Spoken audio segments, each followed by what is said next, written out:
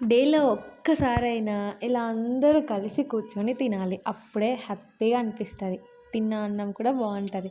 మా నాన్న అన్నం తిన్నానా అంటే టీవీలో ఛానెల్స్ మార్చుకుంటూ కూర్చుంటాడు మా నాన్న. అన్నం పెట్టేవరానికి అలా వంకాయ కూర చేసినా కదా! ఎట్లుంది డాడీ అని అడిగినా, రియాక్షన్ మీరే చూడండి. చాలా అంటే చాలా బావుంది వంకాయ ఫ్రై ఇయాల.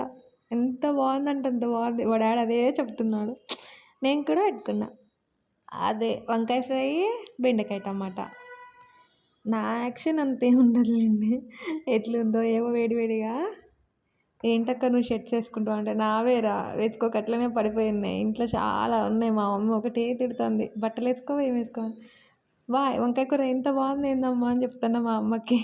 మా మమ్మీ కూడా మంచిగా వచ్చింది మా ఇయాల మంచిగా చేసినావు అని అన్నది.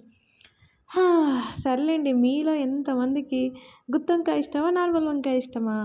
నాకు తెలిసి గుత్తొంకాయ, నార్మల్ వంకాయ. మా నాన్న చూడండి మొత్తం హాయి కలిపేసిండు. ప్రశాంతంగా